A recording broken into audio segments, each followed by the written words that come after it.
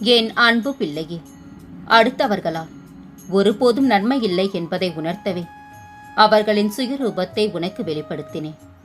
ஆனால் நீயோ வெகுளியாக இருந்து விட்டாய். உனது அன்பு குணத்தை, அப்பாவித்தனத்தை அவர்கள் பயன்படுத்தி கொண்டார்கள். பொருளையும் நம்பிக்கையையும் நீ இழந்து விட்டாய். அவமானமும் பட்டாய். அந்த கெட்ட காலங்களை நினைத்து பார்க்க வேண்டாம். அவையெல்லாம் பஞ்சமெத்தையில் உனக்காக வைக்கப்பட்ட பெரிய முட்களைப் போல குத்திக் கொண்டிருந்தவை.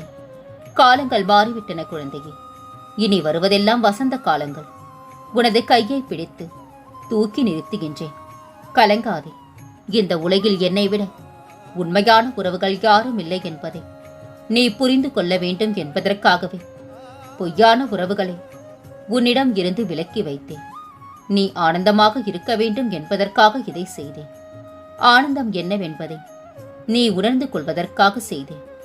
ஆனந்தம் மன மகிழ்ச்சியாக இருக்கும்போது அல்லவா வருகின்றது. மனமகிழ்ச்சி எப்போது வருகின்றது? உன் கோரிக்கைகள் அனைத்தும் நிறைவேறிய பிறகுதானே வருகின்றது.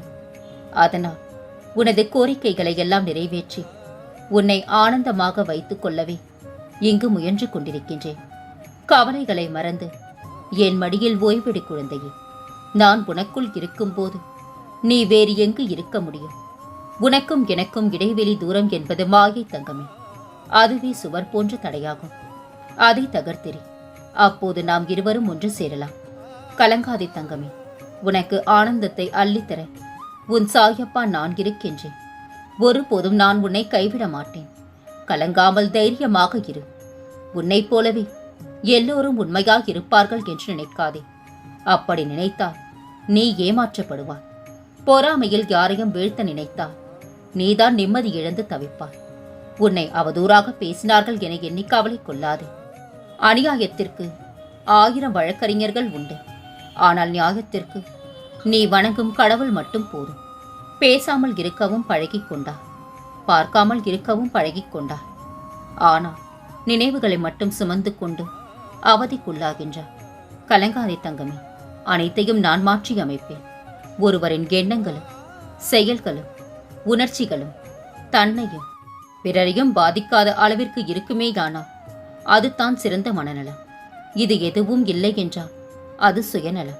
படைத்தவன் நினைத்து விட்டால் தடுப்பவன் எவனும் இல்லை. கிடைப்பது தான் கிடைக்கும். கிடைப்பது கிடைத்தே தீரும். யாருக்கு எதை தர வேண்டும், எப்படி தர வேண்டும் என்பது கடவுளுக்கு மட்டும் தான் தெரியும். உனக்கானது கண்டிப்பாக உன்னை வந்து சேரும் குழந்தையே. உன் எண்ணங்கள் தடுமாறாமல் இருந்தால்தான் உன் பயணங்கள் தடம் மாறாமல் இருக்கும். நீ சேரும் இடமும் சிறப்பாக இருக்கும். சிதைக்க முயலும் சோதனைகளுக்கு இடையே நம்மை நாமே செதுக்கி உயரும் சாதனைத்தான் வாழ்க்கை. கனமழை பெய்தாலும் கரையாத கருங்கல் போலவே எவ்வளவு அன்பாக இருந்தாலும் இலகாத சில இதயங்கள் இருந்து கொண்டுத்தான் இருக்கின்றன. அன்பானவர்களிடம் இறங்கிப்போ, அதில் தவறில்லை. அன்பை புரிந்து கொள்ளாதவர்களிடம் ஒதுங்கிப்போ, அதுதான் உனக்கு நல்லது. போலியான உபசரிப்புகளை விட உண்மையான திமிர் அழகானது. பெருந்தன்மையாக நடிப்பதை விட இயல்பான அகம்பாவம் மேலானது. நீ நீயாக இரு. பிடித்தவர்கள் நேசிக்கட்டும், பிடிக்காதவர்கள் யோசிக்கட்டும். மகிழ்ச்சியை விட மறதித்தான் தேவைப்படுகின்றது நீ நிம்மதியாக வாழ்வதற்கு. அறிவை விட தைரியத்தால் தான் பெரிய பெரிய காரியங்களை சாதிக்கப்படுகின்றன. மற்றவர் மனதை உடைக்கும் போது நினைத்துக் கொள்ளுங்கள், நாளை நம் மனதையும் 2 மடங்கு உடைக்க யாராவது வருவர் என்று. அமைதியாக விலகுவது 1000 வார்த்தைகளுக்கு சமம். தேவைக்கு மட்டும் பயன்படுத்தினால் அதற்கு பெயர் பாசம் அல்ல, சுயநலம் குழந்தையே. பசுவை போல சாந்தமாக இருந்துவிட்டு போகத்தான் ஆசை.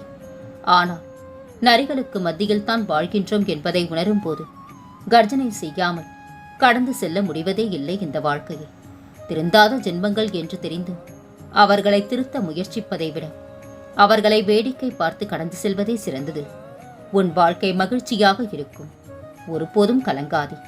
சொன்ன சொல், விடுபட்ட அம்பு, நழுவ விட்ட சந்தர்ப்பம், கடந்து போன வாழ்க்கை ஆகிய 4ம் மீண்டும் முயற்சித்தாலும் திரும்ப வரவே வராது குழந்தையே. மாற்றங்களை மாற்ற முடியும், மாறியவர்களை மாற்ற முடியாது. சில நேரங்களில் சூழ்நிலைகள் நம் எதிர்பார்ப்புக்கு மாற்றமாக இருந்தாலும் அதன் முடிவில் இறைவனின் திட்டம் அழகானதாக இருக்கும். சிறிய செயல்களுக்கு உண்மையுள்ளவனாக இருந்தால் பெரிய செயல்களுக்கு அதிகாரியாகலாம். யார் குறை சொன்னாலும் அவர்களுக்கு நன்றி சொல்லுங்கள். தன் வேலையை விட நம்மீது கவனம் வைத்து கண்டுபிடித்ததற்கு நன்றி சொல்ல வேண்டாமா? நன்றி சொல் குழந்தையே. உலகில் நிறைய போலி நபர்கள் உள்ளனர். ஆனால் நீங்கள் அவரை தீர்மானிக்கும் முன் நீங்கள் அவர்களில் ஒருவரல்ல என்பதை உறுதிப்படுத்திக் கொள்ளுங்கள். நீ தேம்பி அழுகின்ற மாதிரி எதுவும் நடந்து முடியவில்லை. என் பிள்ளைகளை எப்பொழுதும் நான் மடியில் வைத்து பார்த்து கொண்டிருக்கின்றேன். உன்னை விட்டு சென்றதை நினைத்து அழாதே. அதைவிட சிறப்பான ஒன்று என் பிள்ளைக்காக நான் தரப்போகின்றேன். அதை பெற்றுக்கொள்ள தயாராக இரு தங்கமே. வாழ்க்கையில் ஒருபோதும் கவலை கொள்ளாதே. உனக்கு வரவேண்டிய கடன், பணம், பதவி உயர்வு, வேலை வாய்ப்பு, திருமணம், குழந்தை பாக்கியம் அனைத்தும் கூடிய விரைவில் கிடைக்கும். நம்பிக்கையோடு இரு தங்கமே. உலகம் உன்னை 100 முறை கீழே தள்ளிவிடக்கூடும். ஆனால் நான் உன்னை 1000 முறை எழுப்பி விடுவேன் குழந்தையே.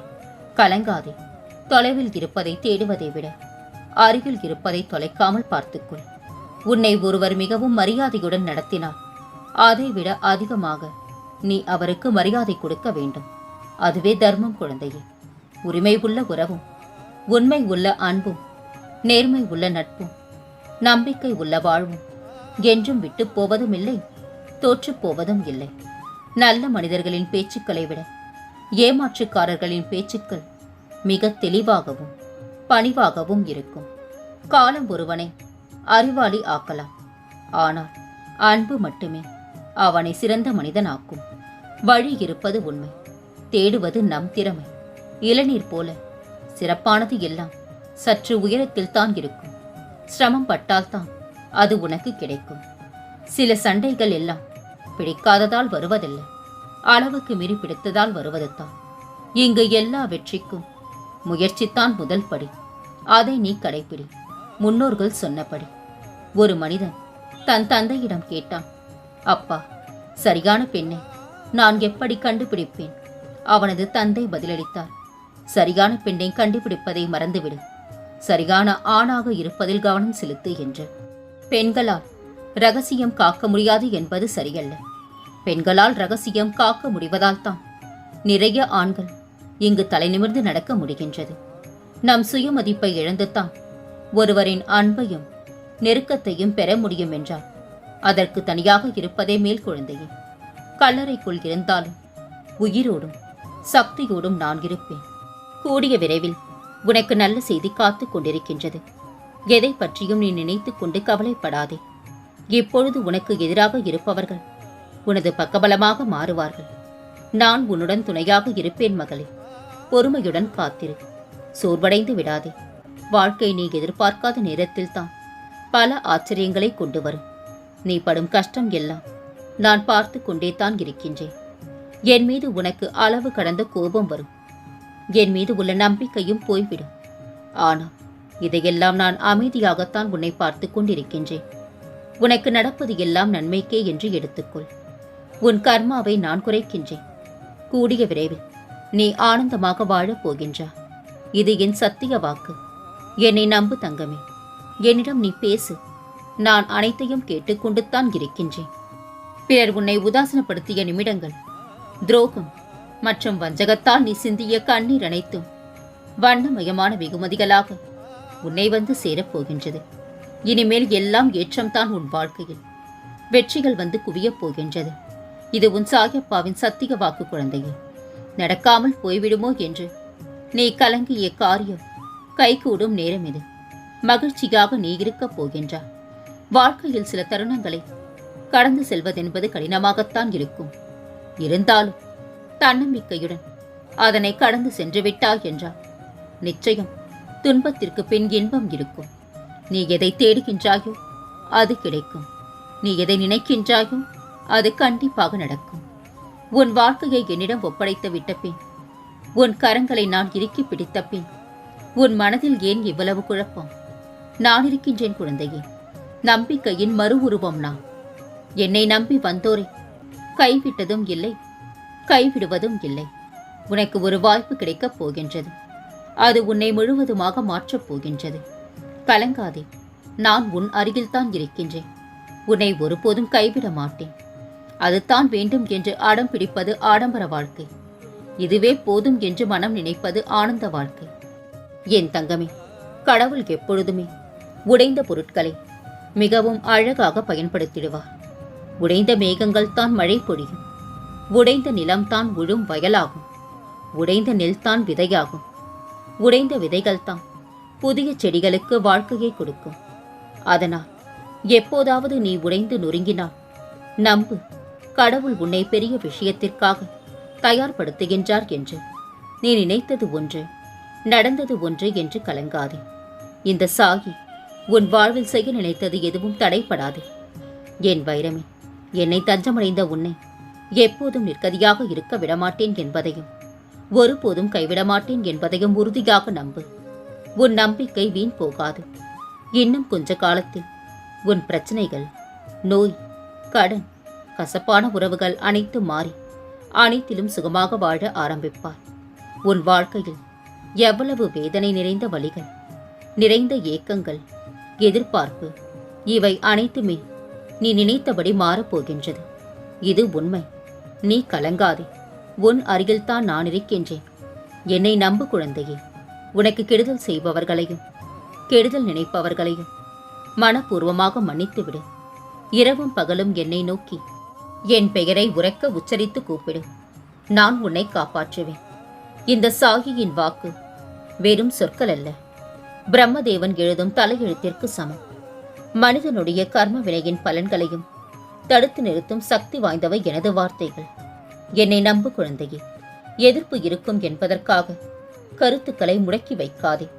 அங்கீகாரம் பெற்ற எல்லா கருத்துக்களும் ஒரு காலத்தில் எதிர்க்கப்பட்டவையே. நீ இழந்தது அனைத்தையும் மீண்டும் உனக்கு தேவைப்படும் காலகட்டத்தில் உன்னை கண்டிப்பாக தேடி வந்தடையும். காத்திரு. உனது வாயிற் கதவை தட்ட விரைவில் நான் வருவேன். நான் இருக்கின்றேன் தங்கமே. கலங்காதே. பொறுமை மிகவும் முக்கியம். உன் வாழ்வு என் கையில். வசந்தம் வரும் உன் வாழ்வில். கலங்காதே. இனி உன் வாழ்வில் பல மங்களகரமான நிகழ்வுகள் நடக்கப் போகின்றன. நான் இருக்க பயம் ஏன்? கவலை கொள்ளாதே. மகிழ்ச்சியோடு இரு. உன்னோடும் உன் குடும்பத்தோடும் உன் சாயப்பாவாகிய நான் என்றும் துணையாக இருப்பேன். என்றென்றும் உன் நினைவில் உன் சாயப்பா.